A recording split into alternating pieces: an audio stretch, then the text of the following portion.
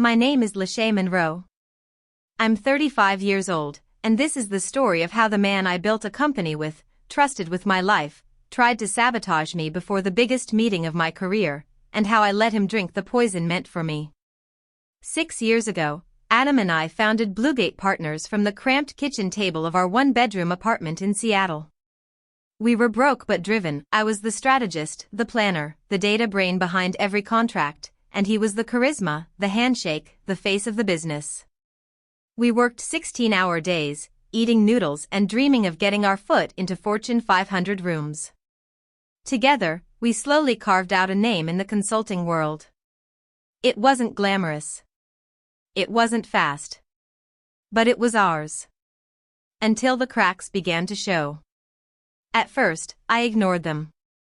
A missing signature on a contract I'd finalized. Meetings held without my knowledge. Late-night calls he'd step out to take, whispering names I didn't recognize. But I chalked it all up to the stress of scaling. People change when the stakes get high. What I didn't realize was that Adam wasn't changing under pressure. He was evolving with purpose. 4 months ago, we were shortlisted for a massive project with Betrayal, a tech giant planning a nationwide restructuring. It was the kind of deal that didn't just put you on the map, it redrew it around you. I spent the summer buried in financials and logistics, barely sleeping. Adam, meanwhile, was out cultivating relationships. That's what he always called it. Dinners. Golf outings. Gifting wine baskets with handwritten notes, the kind of charm that made clients feel special. But then, one Saturday morning, everything changed. Adam had just left for a supposed meeting with our lawyer. I was wiping down the kitchen counter when my elbow nudged his iPad, still plugged in beside the toaster. The screen lit up. A message flashed, still unlocked. It read, "She thinks she's going to shine tomorrow. Once the proposal's sent, we take out the trash." My heart stopped. Underneath was a red heart emoji. Next to it, Rachel. Rachel Weston. His assistant. The woman I had personally approved to transfer to our Seattle office from LA because of her potential. The woman I'd once trained on our client management software. She was new.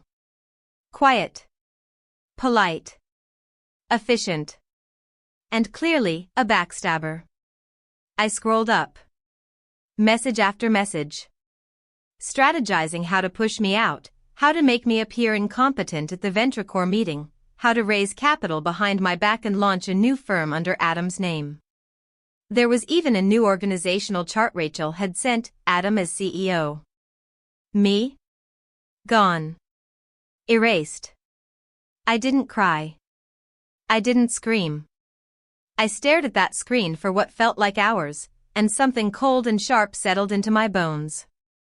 Not because my husband had cheated on me, that would have been cliché. But because he had plotted, like a coward, to erase me from something I built. My intellect. My labor. My legacy. I gently returned the iPad where it was. Wiped my hands. Picked up my phone. I called someone I hadn't spoken to in years, Elena Brooks. A divorce attorney with a background in corporate law.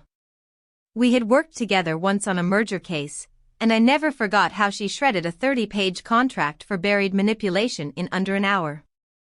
Elena Brooks Law, she answered, brisk as ever. Elena. It's Lashay Monroe. I need to meet with you today. She paused. What happened? My husband is planning to steal our company. And I think he may try to drug me during tomorrow's pitch. Her voice hardened. Do you have the original ownership documents? I do. Digital and physical. In a safe only I can access. Meet me at 4. Bring everything. And record everything from now on. I exhaled. Thank you. After that, I moved like a ghost through the rest of the day. I smiled when Adam returned. I took the coffee he offered with both hands. I kissed him goodnight.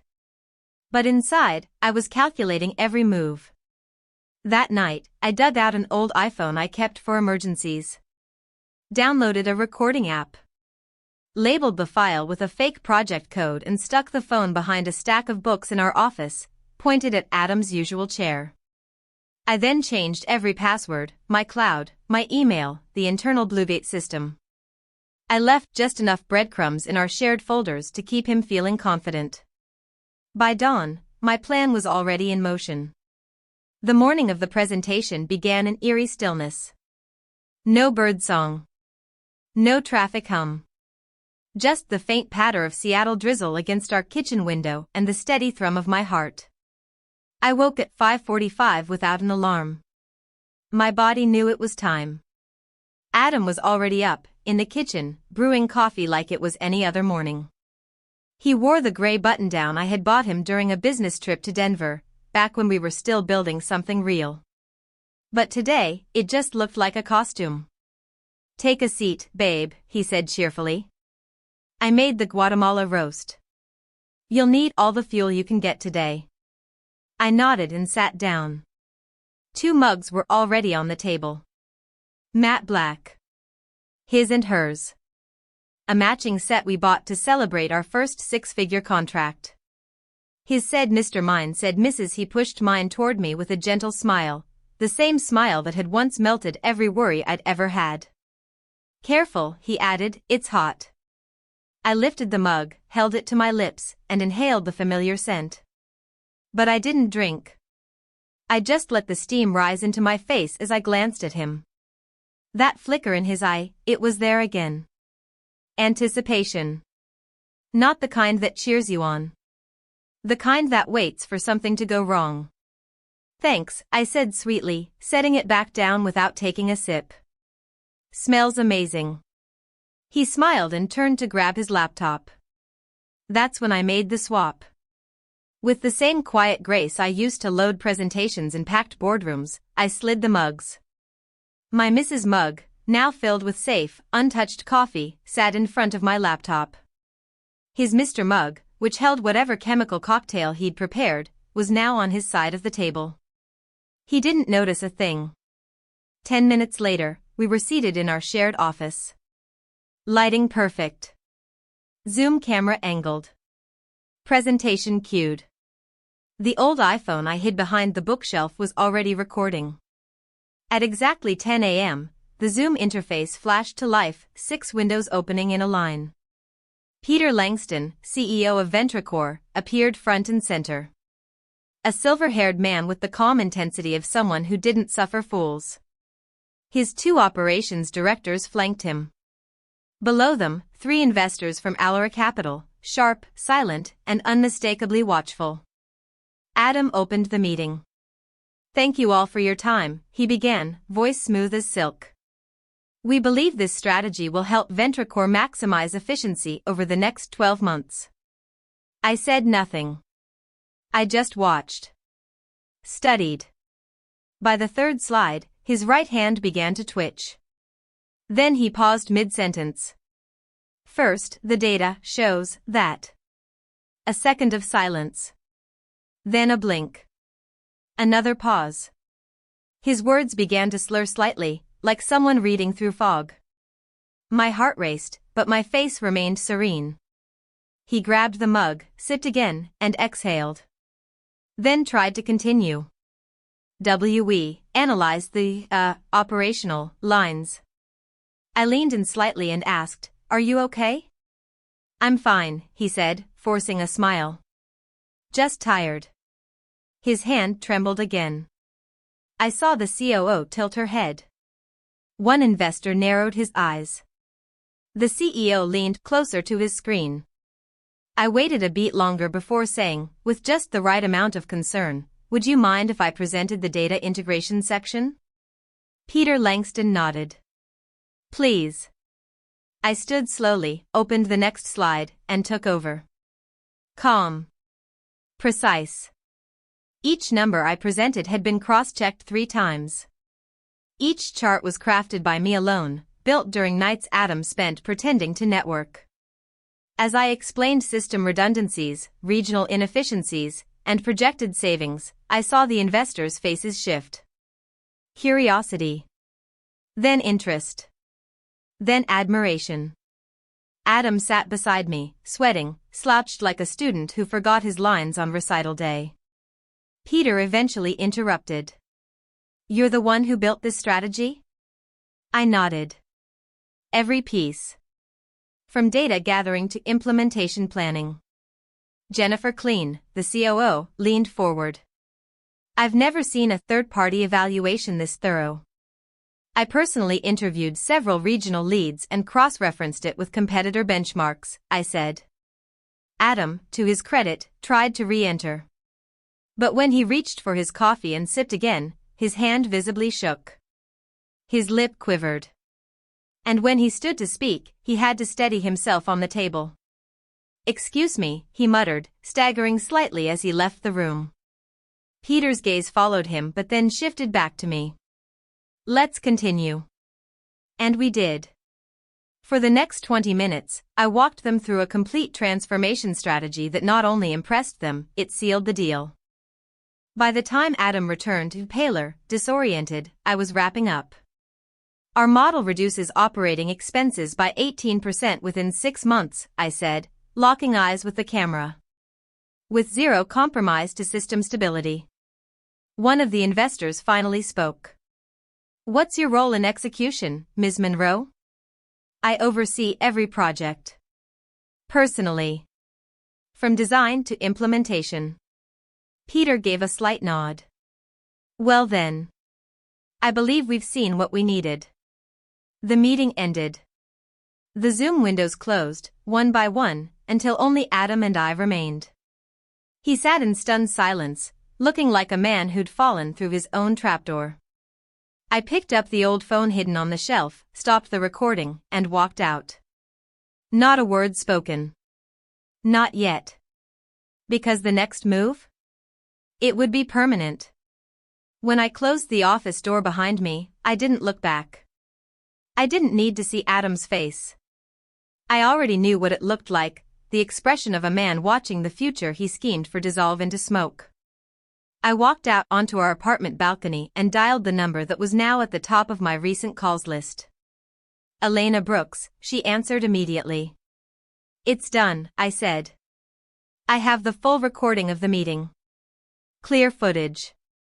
Adam stammering, losing his words, visibly unstable. "I also swapped the mugs, I have both cups, untouched by me. I want them tested." There was a pause.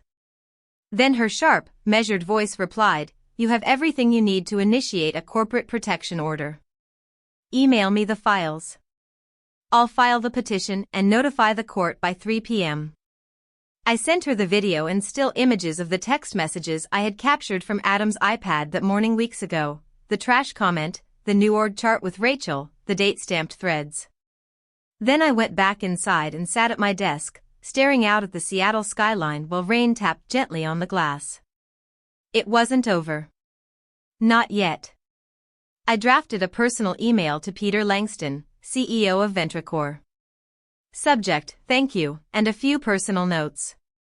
"Dear Mr. Langston, I appreciate the opportunity to present today and the attention you gave to the details I shared. I want to inform you of some internal developments at Bluegate Partners that may affect our leadership structure. However, I want to assure you that these changes will not impact our ability to deliver on the proposal. I personally designed the entire strategy presented, and I remain fully committed to leading its execution. I look forward to continuing our work together. Sincerely, Lashay Monroe, co-founder, Bluegate Partners." I didn't need to spell it out. Peter was an experienced executive. He saw everything, the breakdown, the recovery, the precision in my voice. I could see the moment he knew who really ran the company. I just confirmed it quietly. Next, I opened the online portal to Bluegate's banking system. The company account was still technically joint, but I had long been cautious. Years ago, I opened a separate business account under my own name for emergency liquidity. Into it, I'd transferred $120,000 of my personal funds when we nearly went bankrupt in year 3. Adam didn't even know it existed. In the notes section of that account, I had written clearly, "Personal investment, not yet recouped. To be reconciled upon ownership restructure." That note would now be crucial. After confirming all funds were still in place, I called Sam Keller, our head of accounting.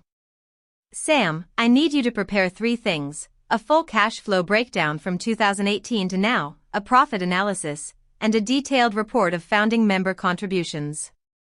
There was silence on the line for a moment. Then, "Lashay, is this what I think it is?" "Yes," I said simply. "And I need you to send everything directly to me. Do not speak to Adam about this." He didn't ask questions. Just sighed and said, "You'll have it by tonight."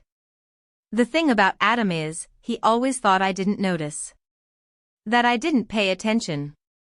That because he was the loud one in rooms, the charmer with the tie and firm handshake, I wouldn't see the cracks forming under our foundation.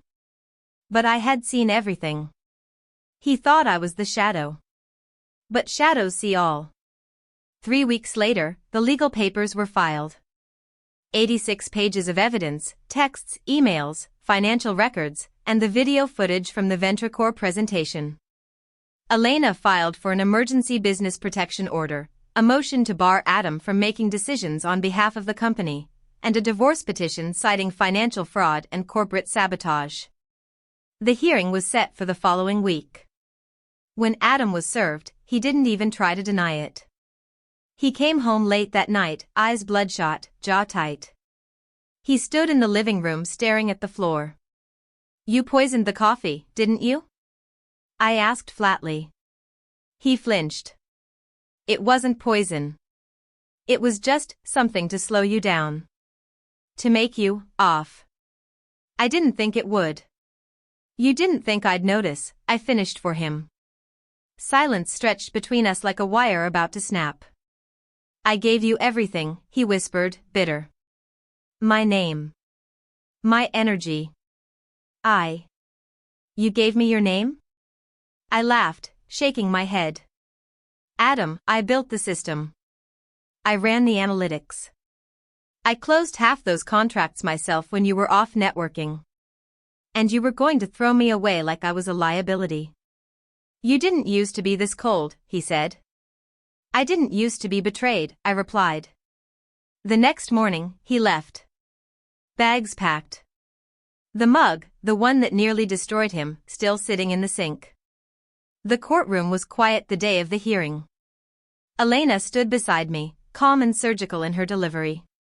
The judge reviewed the evidence for 30 minutes before finally turning to Adam's lawyer, who had gone completely pale. "Do you wish to proceed?" the judge asked. The lawyer leaned into Adam's ear, whispered something. Adam nodded slowly. "We agree to all terms," the lawyer said. "Mr. Monroe will withdraw from Bluegate Partners and forfeit ownership claims. He requests only to retain symbolic shares and avoid criminal prosecution." I agreed. Not because I was being merciful. Because humiliation, in public view, is a much longer-lasting sentence than jail time.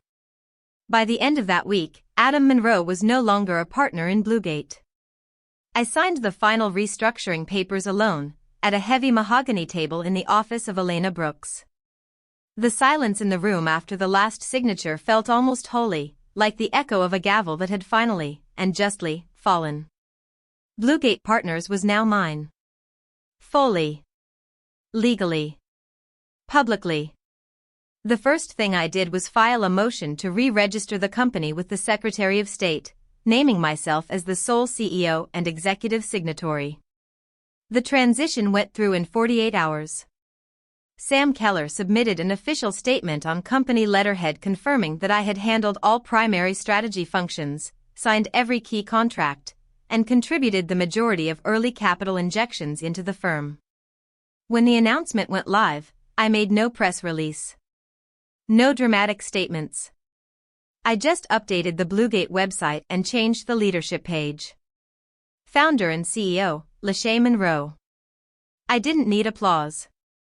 I had something better, truth. The fallout was swift. Brutal, even. But none of it touched me.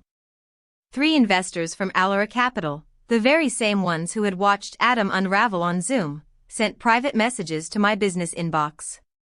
One of them, Margaret Wynne, wrote, "We only invest in people who understand the gravity of responsibility. You have our support." Within 2 weeks, they signed a new contract with Bluegate, but this time only under my name. As for Adam, he tried to recover. Of course he did. He changed his LinkedIn profile, renamed himself founding visionary of Bluegate, and started a new firm 2 blocks down from ours. He sent out emails to some of our mutual clients, offering discounted rates and promising a fresh, innovative approach. Not one of them responded. Bluegate's clients weren't loyal to charisma. They were loyal to results. And results had my signature all over them. One afternoon, I received a call from an old client, someone I hadn't spoken to since the early days. "Hey, Lashay," the voice said. "I heard Adam's trying to poach from our network. Should we be worried?" I smiled. "No. He's not part of Bluegate anymore. And legally, he's barred from using any of our proprietary systems or materials." "Good," the client said. "Because we just signed you for our Phoenix expansion. $3 million. Just like that." And that was just the beginning. Rachel Weston, Adam's so-called assistant, didn't fare much better. When I sent the thread of messages, meeting logs, and confidential data leaks from her company email to HR, she was fired the same day. Walked out of the building with her box of things in under 30 minutes. But I didn't stop there. I reported her for intellectual property theft and breach of fiduciary duty to the Washington State Financial Planning Licensing Board. Within 12 days, her license was suspended pending investigation. A woman who thought she was going to take over my firm now couldn't legally work in our field for the next 5 years, minimum. I felt no joy. No triumph. Just relief. Like finally stepping into a room with the windows open, where you could breathe again without the air tasting like secrets and betrayal. 6 weeks after the court hearing, I moved Bluegate's offices into a new space, the 18th floor of Horizon Plaza, a building with sweeping views of Elliott Bay and glass walls that bathed every room in light. I bought walnut-wood tables, built quiet conference rooms, and left one chair permanently empty, the one Adam used to sit in. Not as a memorial. As a reminder. To never again hand power to someone just because they smile well in a suit. I hired 3 new senior professionals. A data analyst from San Francisco. A legal expert in corporate contracts. And a young strategist from Detroit who reminded me of myself at 27, brilliant, overlooked, hungry. That empty chair? It's hers now. The Ventricore project, the one that almost broke me, turned out to be our most successful to date. Within 4 months, their internal performance rose by 22%, and they saved nearly $3.8 million, exactly what I had promised in the pitch. Peter Langston emailed me personally after signing the follow-up contract. "You lead like few people I've met, sharp when it matters, kind when it counts."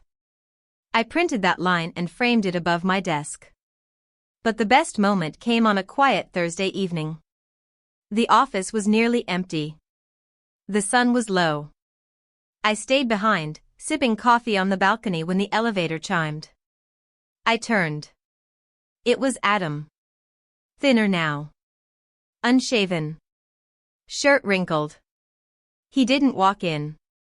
Just stood there in the hallway, holding something in his hand. The mug. The matte black Mr. Mug. "I just wanted to say sorry," he said. I stared at him. "For what?" I asked. "Poisoning me? Or trying to erase me from my own company?" He lowered his gaze. "I don't know. I thought I could control it all." I nodded once. "You thought wrong." And then I closed the door. That was the last time I saw him. After Adam's final visit, I sat alone in my office, not because I was waiting for anyone, but because I didn't want to leave just yet. The golden light from the sunset streamed in through the glass walls, casting long shadows over the polished wood desk. The same desk where I'd once questioned whether I could survive without him, or more accurately, whether I could survive his betrayal. But now, there was nothing to question. I had survived. I had won. Not in a loud, dramatic way, but with precision, clarity, and evidence. 3 days after Adam's apology at the door, his LinkedIn profile disappeared. I later learned through mutual connections that his new firm had dissolved after just 5 weeks. No funding. No clients. No Rachel. She had left Seattle entirely, according to a quiet HR contact who owed me a favor. Her LinkedIn was also gone, and her professional license remained under investigation. The vacuum they both left behind didn't pull me down, it cleared the way for something better. One Monday morning, I walked into the office to find a letter sitting neatly on my desk. It had been hand-delivered. Inside was a certificate from the Seattle Business Circle, nominating me for the 2025 Innovative Leadership in Small Business Award. At the bottom was a note.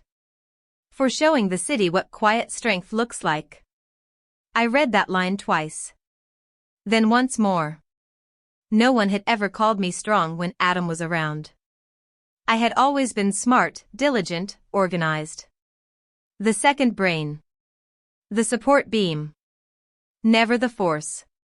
But now they saw it. Because now, there was no one standing in front of me, soaking up the light I had built. Bluegate expanded by 40% in just 6 months. Our VentreCorp contract extended to include not only the national restructuring, but an additional consulting package for their Chicago and Phoenix branches. 2 more major clients followed, a retail chain transitioning to automated inventory systems, and an educational network initiating a full digital transformation across over 50 schools. I handpicked teams for each. Not because I couldn't do it all, but because I didn't want to. I had done enough carrying. For once, I wanted to build leaders instead of cleaning up after frauds. Still, the office at night was where I felt the change most. I'd stay behind long after everyone had left. I didn't even work. I just stood in the center of it all, my space, my vision, my company, and let the silence speak to me. It didn't whisper fear anymore. It hummed with peace. People always ask what justice feels like. For me, it felt like reading quarterly reports printed with numbers you earned, without trickery, without shortcuts. Like opening the office door and seeing a team that respects you because you earned every inch of that title on your desk. One Friday evening, I took a video call from Peter Langston to go over final adjustments on the Chicago timeline.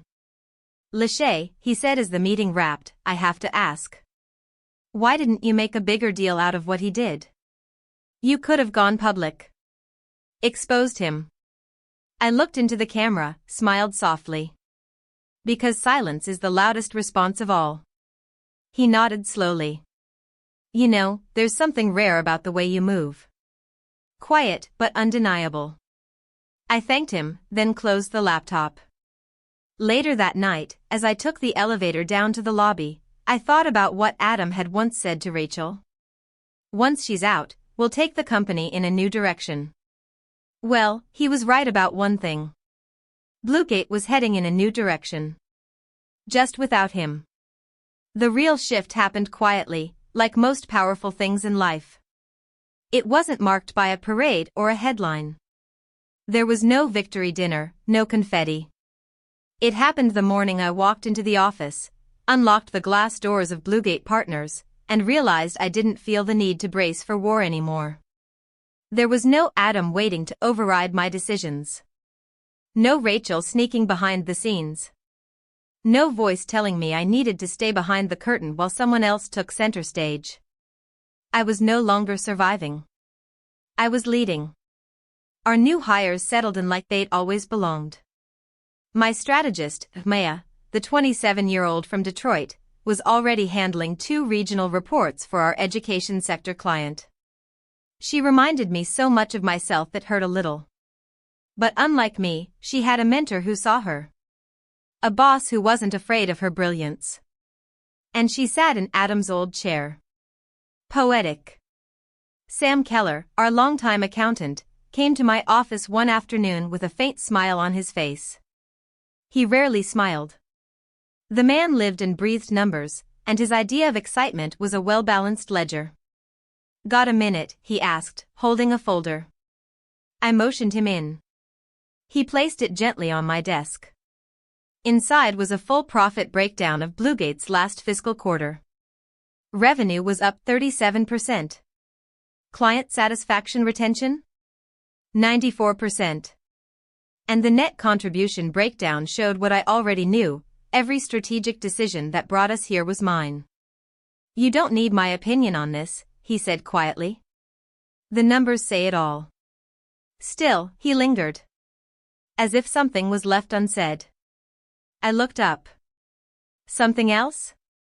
He nodded slowly. "I just want to say, I'm glad it was you who ended up in charge.